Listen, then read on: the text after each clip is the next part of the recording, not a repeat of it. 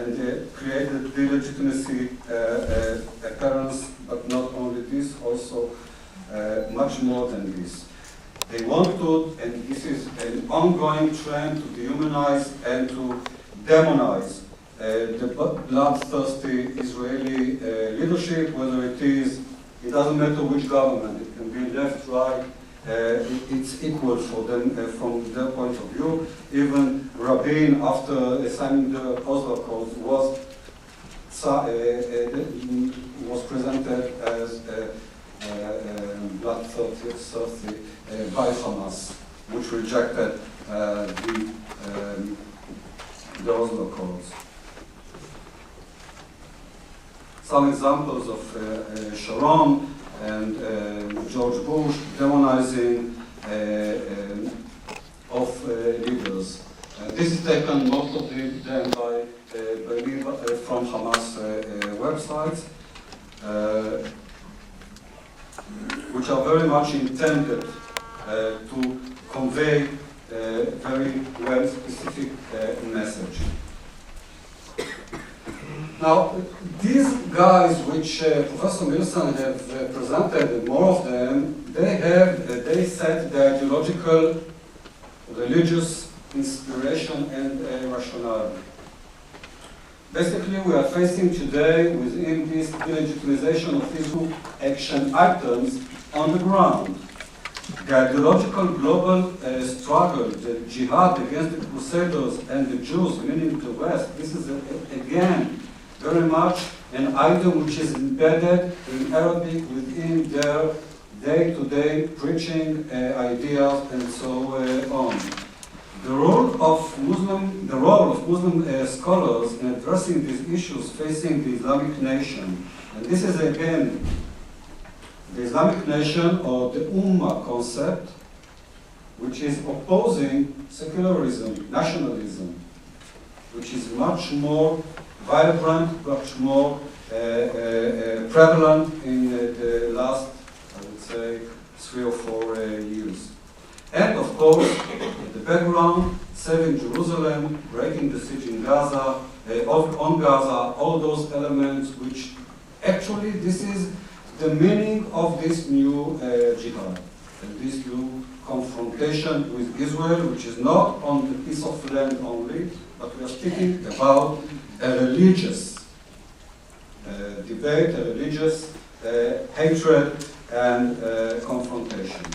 And they say Palestine is equivalent for us, like the Muslim minorities which are struggling in Kashmir, in Iraq, in Somalia, in Afghanistan, what we call the jihadi zone. This is the Al-Qaeda story. We don't have now time, but exactly the same rationale, the same ideology, which has to sustain and assist with jihad Muslim minorities around the world within the framework of the solidarity of the Ummah, the Muslim nation. Now, the broader context of the Flotilla has to be taken from somewhere else.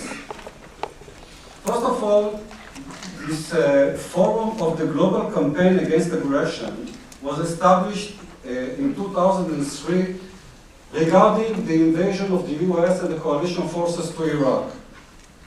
And there they sanctioned that jihad is lawful and the US forces have to be confronted, and therefore the legitimacy of starting the Al-Qaeda adventure in Iraq was based on one of the elements, and this was this convention, this conference, which by no mistake also was in Saudi Arabia, which is very much influencing the Salafi jihadi ideology.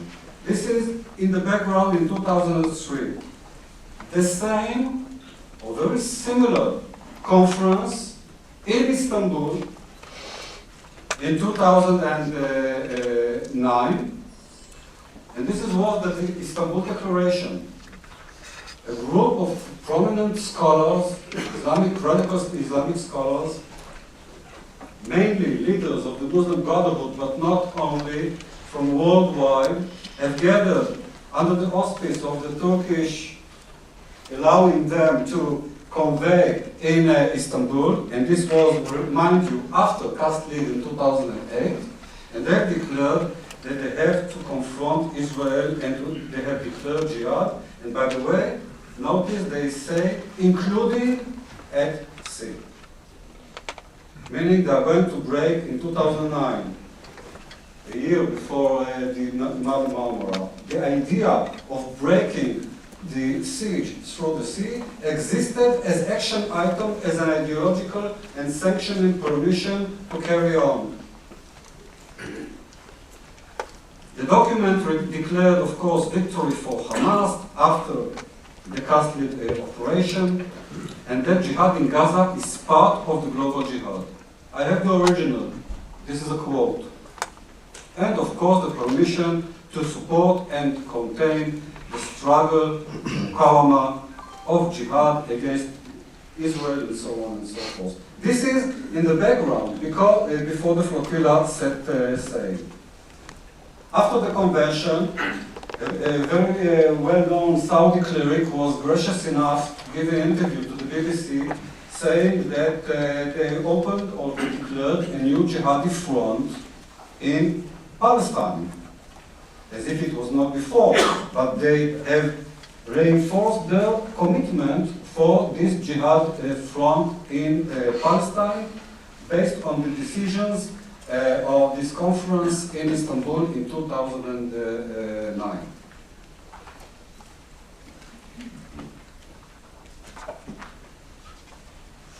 The umbrella was set, the staging was set.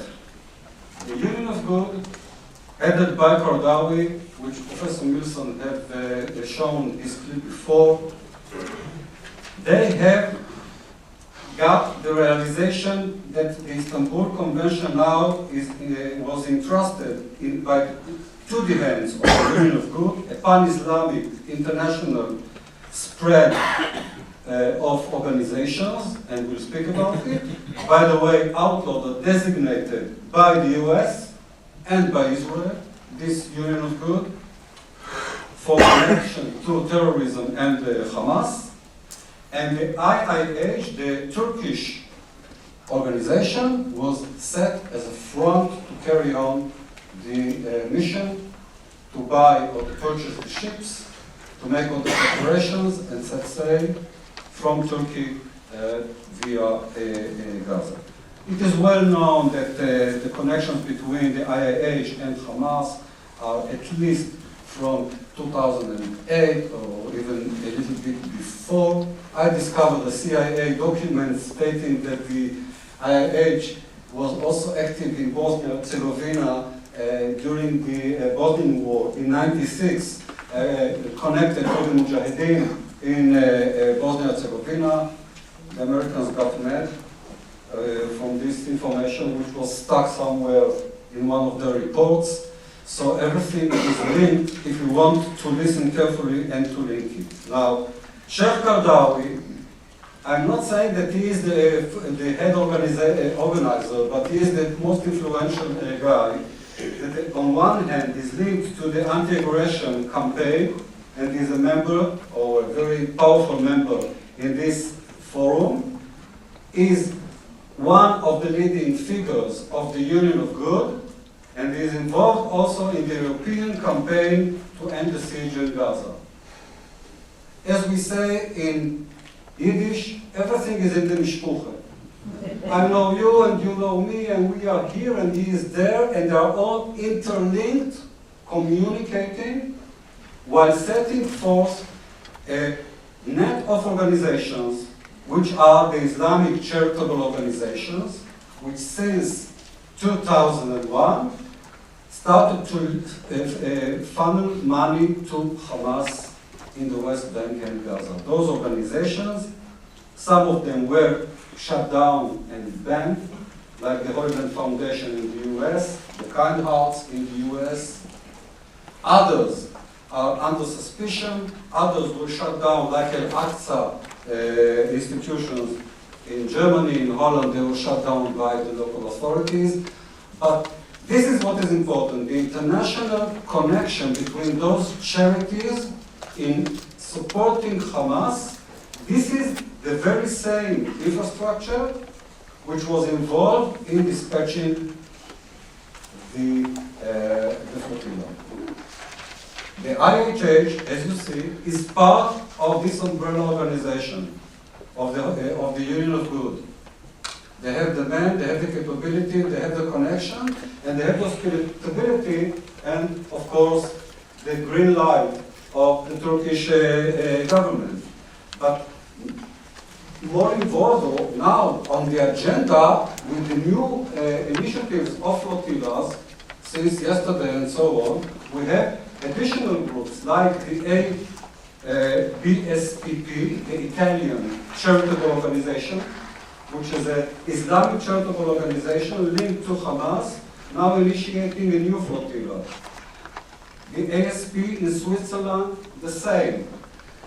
Everything is not a mistake, and everything is under the ideology of jihad, under the ideology of very much, not so much helping the Palestinians because they can move their goods through the Ashdod port, but to make a point.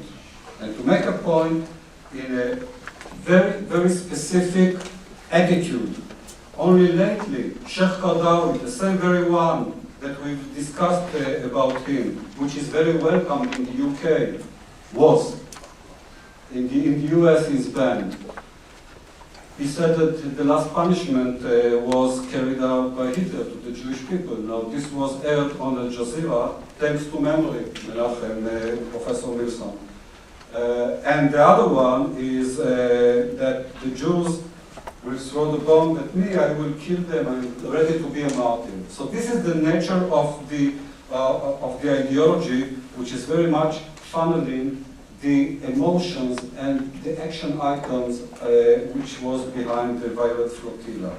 The violent flotilla was a combination of a saturated anti-Jewish, anti-Zionist, and anti-Israeli sentiments. Shouting, Khaybar, Khaybar, Yahud, Jesh Muhammad, Salfa, Yahud. We know this slogan, this is a battle cry, since the days of 7th century, it is written, but this was the atmosphere of the confrontational atmosphere vis-a-vis the Navy SEALs. One of the participants, the Yemeni guy, the Yemeni MP, he was shown brandishing the dagger, and he participated and was a signatory on the Istanbul conference decision-making. So he participated in Istanbul and he participated in the flotilla itself as a personal commitment. Not by chance. This Yemeni guy is a member of the Islah party in Yemen, which is designated by the US, headed by Sheikh Zindani, and indirectly the Abu Talib, the Detroit failed attack. If you remember, last December, Christmas, in Detroit, trying to gun down the plane. The Abu Talib guy, he was dispatched by the Islah and by Zindani. So the links does appear here. Now, the dagger is very much in the Islamic history and well known in Hamas posters. And in this is a Hamas suicide bomber that detonated in '94 in Afula, the Israeli city of Afula, one of the first suicide bombers. So this was his last will with the knife. And also demonstration in the UK. I'm sure that Mike Weil will explain more about what is happening in the UK. After his arrest and release from arrest, this Yemeni guy, the MP, basically what he said, I was ready to be a martyr. I came for a mission, I came for a martyrdom, and I was willing to die. I wrote a will. This was the environment. Sheikh Tabatabai from Kuwait, he also participated in the Istanbul Declaration, in one of the signatories, and he participated on the flotilla.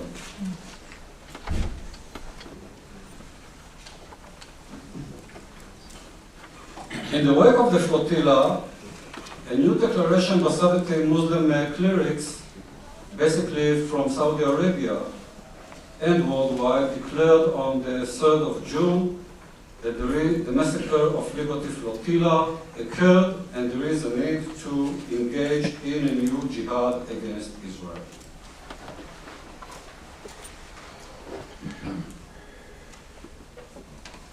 The more anti-Semitic per se manifestations, while calling the Navy, the Israeli Navy calling the flotilla, there was an answer, go back to Auschwitz. It doesn't matter if it was from the Mavi Marmara or it was, but it was in connection and in context to this event.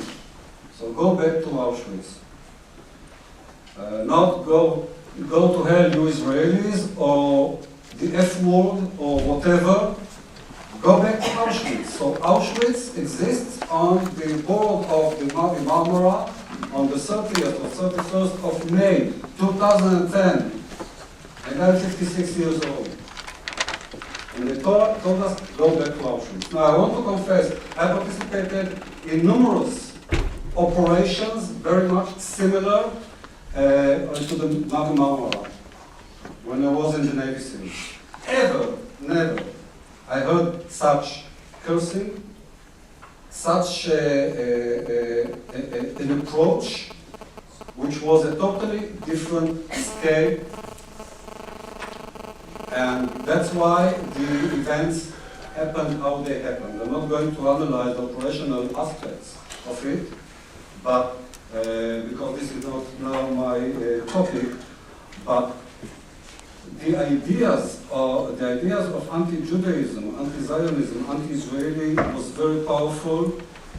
Also on websites, on jihadi websites, Islamic websites, about the only solution, the final solution. For us to hear the final solution is very, very problematic.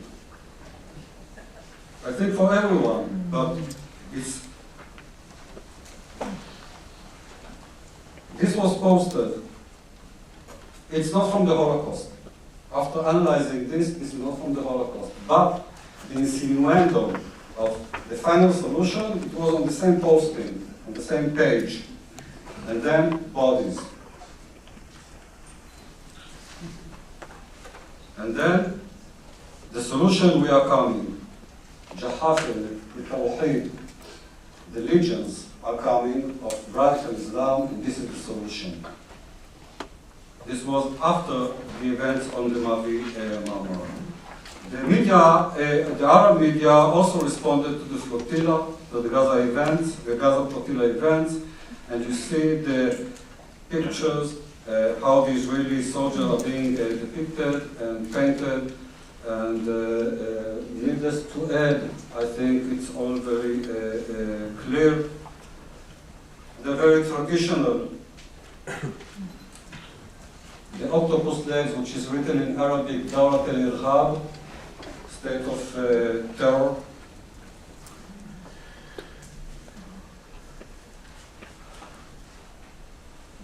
The swastika on the Israeli flag, and the scars on the Magen David.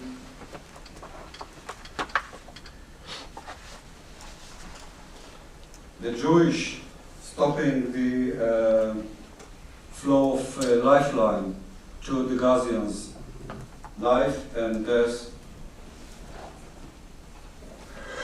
And again, the Union of Good website, depicting the Freedom Flotilla and the judo-Nazi octopus against them. Your work is truly impressive. I'd like to make 2 points at the outset. The first is that the horrific images and video clips that we've had to endure the last hour or so have not been produced by innovators. These people are not innovators. And you won't be surprised that as a historian I make that point. The second point I want to make is about what I'll call the third world conundrum. I was at a conference in Tel Aviv in May at which about Arab responses to fascism and Nazism, at which a historian of the Middle East from a research university in the United States, in response to my comments, said, well, there's anti-Semitism, and then anti-Semitism is not always anti-Semitism. And the meaning of it, which he didn't really want to say completely frankly, was that if Heinrich Himmler says X, that's anti-Semitism. But if Karadari, or if Husseini, or Said Qutb says X, then it's anti-colonialism, and it's anti-imperialism. This gets to the issue that Elie Wiesel raised when he mentioned silence. I confess to a little bit of irritation with Elie Wiesel about that, because a number of us have made ourselves quite unpopular in recent years, being anything but silent after Ahmadinejad threatened to wipe out Israel. And I think it's important to recognize that there are intellectuals and scholars in this country and in Europe, and especially young people in Germany and Austria, above all, but not only, who have spoken out and tried to be as unsilent as they possibly could be. Yale is to be congratulated for welcoming Charles, welcoming this conference. I wish the Ivy League would speak a little more loudly. I don't hear enough voices from the Ivy League. That would be welcome, to speak about anti-Semitism when it comes from an Arab, an Iranian, or an Islamic context. Our basic slogan should be no double standards when it comes to any form of racism or anti-Semitism. This morning I'm going to do what authors should probably never do. I'm going to assume that this audience, or rather a certain part of the audience, has read my recent book, Nazi Propaganda for the Arab World, or is familiar with its argument from reading some of the reviews. So I'm going to briefly summarize its core arguments and evidence before turning to additional evidence regarding the mid-20th century emergence of the tradition that we call Islamism. My good and extremely brave, you can't imagine how brave he has been, Bassem Tibi is here today. My very good friend Bassem Tibi is writing an important book on Islam and Islamism and the differences between them. And a lively debate is going to take place in years to come about what is Islam and what is Islamism. But Islamism stands at the center of my brief remarks this morning. It stands at the center of what the Israeli historian Robert Wistrich has called the shift in the center of gravity and the locus of global anti-Semitism from Europe to the Arab, Iranian, and Islamic context since the middle of the 20th century. After summarizing the arguments in my recent book, I want to discuss a recently discovered speech by Haj Amin al-Husseini, which he delivered in Baladan, Syria in 1937. And I'll contrast Husseini's success in immediate post-1945 Palestinian nationalist and Arab politics with the success of one of his former associates in wartime Berlin, Kurt Georg Kiesinger, who went on to become the Chancellor of West Germany in 1966. The contrast between Husseini and Kiesinger illuminates the shift of gravity I've just mentioned. I then want to turn very briefly to a fascinating memo written by the late Princeton political scientist Manfred Halpern. Halpern is the author of The Politics of Social Change in the Middle East, which was published in 1962. And he taught Middle East politics at Princeton from 1959 to 1994. From 1948 to 1958, Manfred Halpern, who was born in Weimar, Germany, fled to this country, worked in the counterintelligence corps of the United States Army during World War II, and then, after the war, worked on the Near East desk as one of its founders in the United States State Department. In 1952, Manfred Halpern wrote a memo that I found 2 weeks ago in the United States National Archives. It was one of the most extensive, articulate, and largely ignored warnings of a current of ideas in 1952 that Manfred Halpern called Neo-Islamic totalitarianism. He was discussing the Muslim Brotherhood and related Islamist currents it would be very interesting to find out what happened to that memo and to Halpern's arguments in the State Department in the 1950s and 60s. The argument of Nazi propaganda for the Arab world is the following. During World War II, and especially between 1941 and 1945, a fateful political and ideological collaboration took place in Nazi Berlin. The participants included an entourage of Arab nationalist Islamists, led by the Grand Mufti of Jerusalem, Pasha bin al-Husseini, as well as Rashid al-Gilani, the former head of a pro-Axis government in Iraq, which the British government overthrew in an invasion of May and June of 1941. The Arab and Islamist exiles arrived in Berlin in November 1941, where they met Hitler and Foreign Minister Joachim von Ribbentrop. As is well known, on November 28th of 1941, Hitler promised Husseini that in the event of Axis victory on the southern parts of the Eastern Front in Europe, in Stalingrad, as well as in North Africa, Hitler would extend the final solution to the Jews residing in the Middle East. The fate of those Jews now depended on the outcome of the battles between Nazi Germany and the Soviet Union on the Eastern Front, especially the Battle of Stalingrad, as well as the outcome of battles in North Africa, especially those in Al Alamein and later in Tunisia. Husseini, who had expressed his enthusiasm for the Nazi regime since 1933, mostly via private communications with German officials, as well as Gilani, eagerly offered to assist the Nazis in the best way they could, namely by placing themselves, their colloquial Arabic, and the entourage of native Arab speakers who were familiar with both Islam and local Arab politics at the disposal of the Nazi regime's Arabic language print, and especially shortwave radio propaganda aimed at the region. The center of this collaboration lay in the divisions of the German Foreign Office responsible for foreign language broadcasting, and I won't mention the names of rather obscure diplomats. In the book I go into that. The key point here is that the Nazis and the pro-Nazi Arab collaborators produced a cultural fusion, a synthesis that brought together the anti-Western, anti-democratic, and vehemently anti-Semitic currents of National Socialism and radical Arab nationalism and Islamism, and these were fused with an equally radical Islamist reading of the traditions of Islam. British and American diplomats in the Middle East were aware of the resulting broadcasts from Radio Berlin and the Voice of Free Arabism. One diplomat in particular, the American ambassador in Egypt, Alexander Kirk, played a decisive role in creating a remarkable documentary record of the results of this collaboration. Between the spring of 1942 and the end of the war, the Americans in Cairo produced English language verbatim transcripts of Axis broadcasts in Arabic, and they sent them every week to the office of the Secretary of State, first Cordell Hull and then Edward Stettinius. The resulting, Stettinius may be a Yale graduate. The resulting several thousand pages were declassified in 1977.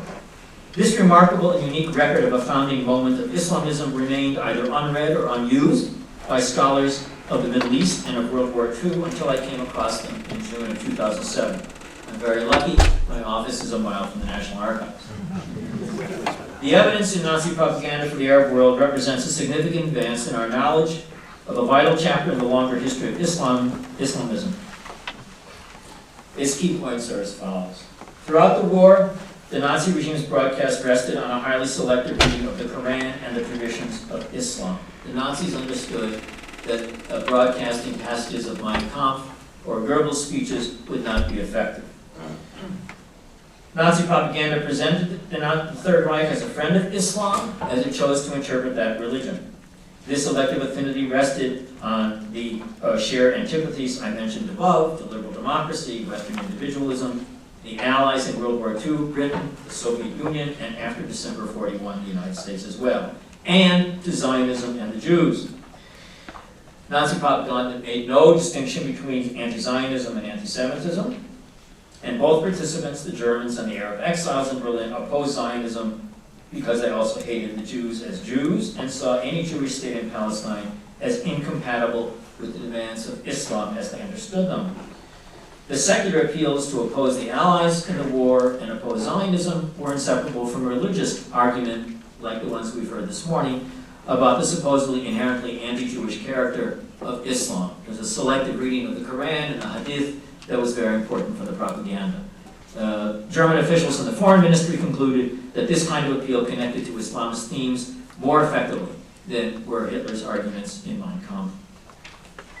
Second, Nazi propaganda in German informed German listeners that the Nazi regime was in the process of annihilating and exterminating Europe's Jews to take revenge on a people that supposedly had launched a war of extermination against the Germans.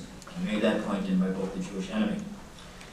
As Nazi Germany's Arabic language broadcasts were beamed to areas where the German armies had not yet seized control of areas where the Jews were living, their message, voiced by Husseini and other unnamed announcers, was for listeners to take matters into their own hands and kill the Jews themselves. Nazi broadcasts accused the Jews of the sins of having started World War II in order to create a Jewish state not only in Palestine, but from the Nile to the Euphrates, of seeking to wipe out the Arabs and to destroy the religion of Islam. They broadcast displayed the adaptation of anti-Semitic conspiracy theories of the protocols of the Elders of Zion to the political and religious themes of Arab and Islamic context. In spreading such conspiracy theories, and in making explicit appeals for listeners to engage in mass murder, the broadcasts themselves were actions which in the Nuremberg successor trials of German officials working on German language propaganda had been defined as war crimes and crimes against humanity. What you saw today, by the way, according to the United Nations Genocide Convention of 1948, all of that was a war crime. The people who have done that should be, I think if Erwin Cutler is here, or Erwin has made the point below, these people should be indicted for war crimes and crimes against humanity. You have seen crimes against humanity this morning. That's what that stuff is. According to the United Nations, it is according to Article 3 of the Incitement Clause of the United Nations Genocide Convention. So the law schools at Yale and Harvard have work to do. And Ahmadinejad, too, with his threats, has committed war crimes and crimes against humanity based on Article 3 of the Genocide Convention. That is, if the Genocide Convention does mean something. In addition to the broadcasts themselves, the files of the German Foreign Office, of the British Embassy in wartime Cairo, of American embassies and consulates in the Middle East, of the United States Office of Strategic Services and American Military Intelligence, all came to roughly the following conclusion regarding the impact question of Nazi Germany's Arabic propaganda. It was, all of them concluded, enthusiastically welcomed by a distinct group of political and intellectual figures in the Muslim Brotherhood, some younger army officers in Egypt and Iraq, some faculty and students at Al-Azhar University in Cairo, and probably in other universities and affiliates of the Muslim Brotherhood elsewhere in the region. They did not make generalizations about all Muslims or all Arabs. You won't find that in the files of the American, British, or even in the German files. There were Arab political figures who supported the Allies and voiced their opposition to fascism and anti-Semitism and Nazism. But the Americans and the British concluded that the outcome of the war in Europe, and especially in North Africa, would exert a powerful influence on Arab and Muslim opinion. Had the Germans won the Battle of El Alamein in 1942, the Americans and British believed it was likely that the Germans would find collaborators in the above-mentioned circles. Again, the assessment by the Orientalist, Western allies was nuanced, balanced, subtle, full of distinctions, and did not make generalizations about all Arabs or all Muslims. Fourth, the evidence regarding the impact and reception of the propaganda includes its after effects in the years after the war. In the summer of 1945, the OSS experts for the region concluded there was no support in the Middle East to indict Husseini and other Arab Islamist collaborators for war crimes or crimes against humanity. The cause of this lack of enthusiasm, the OSS analysts concluded, lay in the view, widespread in the region, that their collaboration was due to opposition to British presence in the region and to a widespread opposition to Zionism seen as a form of colonialism. Not all opposition to Zionism was driven by hatred of the Jews, but the broad anti-Zionist mood in the Middle East meant that anti-Semites, such as Husseini, were not precluded from assuming positions of leadership in the post-war years. Indeed, upon Husseini's return to Cairo in 1946, Hassan al-Banna, the leader of the Muslim Brotherhood, extolled the Mufti. Hitler and Mussolini, said al-Banna, were gone, but the Mufti would continue the struggle. That is, Al-Banna and the Muslim Brotherhood saw the fight against the effort to establish a Jewish state in Palestine after 1945 as part of the same struggle that Husseini had waged in wartime Berlin. Another example of how the gentlemen that we heard this morning were not innovators comes from a text that many of you, I'm sure, have read. It was written in either 1950 or 51 by the Islamist ideologue Sayyid Qutb, the leading ideologist of the Brotherhood, called Our Struggle with the Jews. The essay integrates the standard conspiracy theories of European anti-Semitism with an anti-Semitic reading of classic Islamic texts and asserts that Allah sent Hitler to earth to punish the Jews. Again, an early echo. We don't know if Qutb read a leaflet produced by Heinrich Himmler's Reichssicherheitshauptamt, the SS, in 1944 that suggested exactly the same thing, but Our Struggle with the Jews offers further powerful evidence that the cultural fusion of wartime Berlin found a powerful echo in Islamist circles after the war.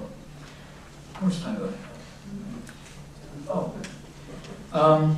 Nazi propaganda for the Arab world has been well received by scholars of both Nazi Germany and by some scholars of the Middle East, who view it as a turning point that greatly expands our previously inadequate knowledge of Nazi Arabic propaganda. The scholarly reply from the mainstream of scholars of the Middle East is yet to come, but there are indications that the presentation of this evidence does not meet with unanimous delight. Indeed, Tarif Khalidi, without having read the book, Tarif Khalidi, who used to direct the Department of Islam Studies at Oxford and now teaches at the American University in Beirut. Khalidi, without having read the book, wrote to the editors of the Times Literary Supplement last month to denounce it as a piece of Israeli propaganda. My reply to Khalidi is in the August 13th issue of the Times Literary Supplement. My informal responses, more informal responses suggest that there will be those who insist that this propaganda had no impact, that Hashim bin al-Husseini was a marginal figure in the late 40s, and that the real reason anti-Semitism has spread to the Middle East is because the State of Israel was founded in 1948. Lurking in these arguments is the idea, rarely stated publicly, that anti-Semitism, when coming from Arabs, Islamists, or Iranians, is understandable, that is an excusable response to the sins of Zionism, and thus is not worthy of the same kind of moral criticism or passion that is applied to Jew hatred in the European context. What we could call the excuse of third worldism interprets Arab collaboration with the Nazi regime as an understandable aspect of a basically legitimate opposition to British colonialism, to Zionism, to Orientalism, one in which Arab and Islamic collaborators somehow found themselves drawn into, passively, the world of Nazism.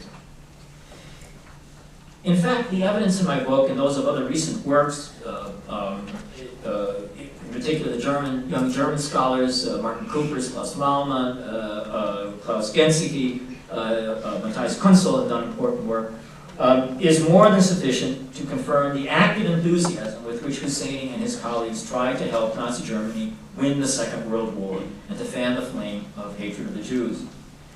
Since the publication of my book, further evidence regarding impact, reception, and after effects has emerged. My friend, the German political scientist and contemporary historian Matthias Kunzel, made a discovery. He found that Hashim bin al-Husseini had produced one of Islamism's founding texts well before he came to Berlin in 1941. While avoiding arrest by British authorities, Husseini organized an all-Arab conference of 400 delegates held on September 8th and 9th, 1937 in Bali, Syria. In Husseini's absence, one of his texts was read to those in attendance. The following year, a text by Husseini entitled Islam and the Jews was published in German by Jürgen and Dunhaupt of Berlin in a work entitled Islam, Jewry, and Bolshevism, edited by one Mohammed Sabri. Sabri's work appeared in a series on the idea and form of National Socialism.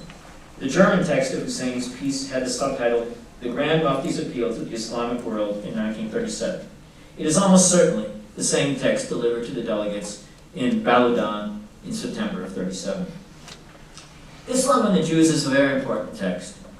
It offers a remarkably elaborated reading of the Quran that plays some of the ridiculous and horrific stories that we saw this morning on the agenda. It plays Jew hatred into a millennial time span and applied it to modern times. Its publication in a German edition in 1938 in Berlin meant that Husseini's distinctively Islamist Jew hatred could be known by those in the German government and academic circles who followed developments in the Arab world. Kunzel reports that presumably an Arabic edition was widely distributed in the Middle East, thus constituting an early step in the diffusion of Jew hatred with Islamic textual reference. Here are some key passages. Quote, "The battle between Jews and Islam began when Muhammad fled from Mecca to Medina. Therefore, they were seized by deep hatred against Islam. This hatred intensified the stronger and more powerful Islam became.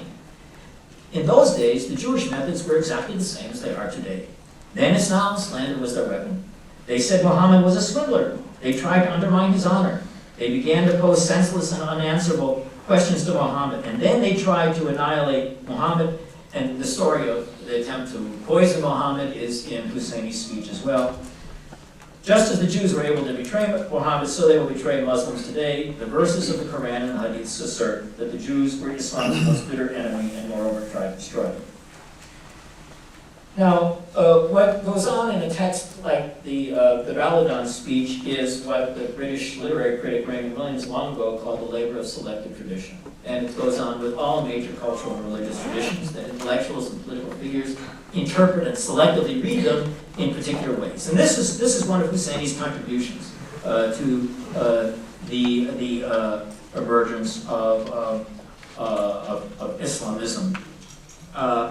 I'm going to skip over a number of things,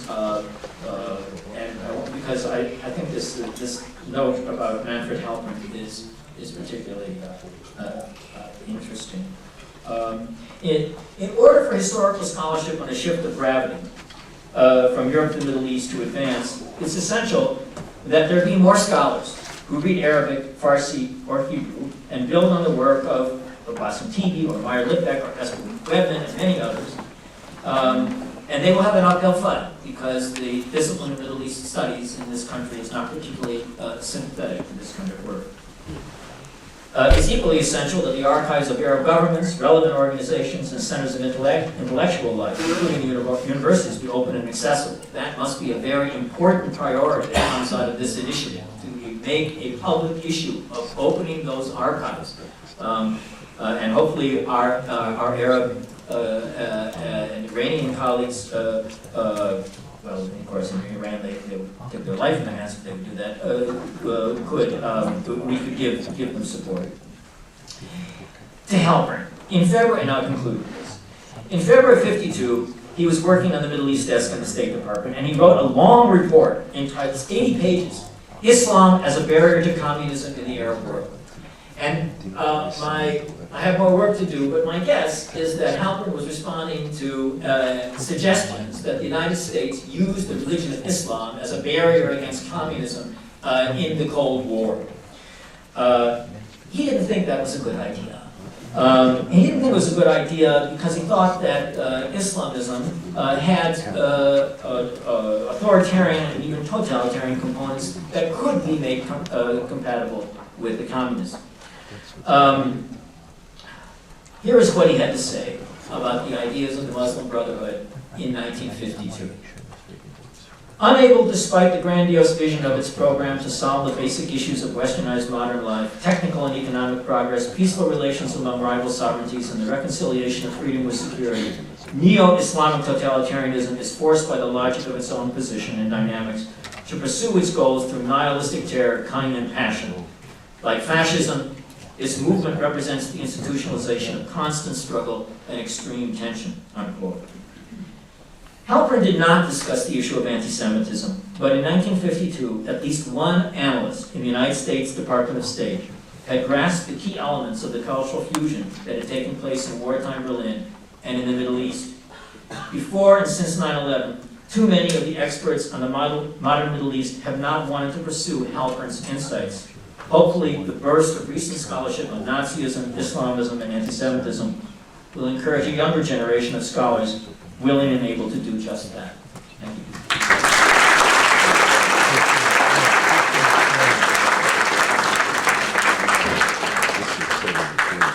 Thanks to all for an amazing array of ideas and perceptions. We've come to the midday break, and perhaps the discussions will go on over lunch.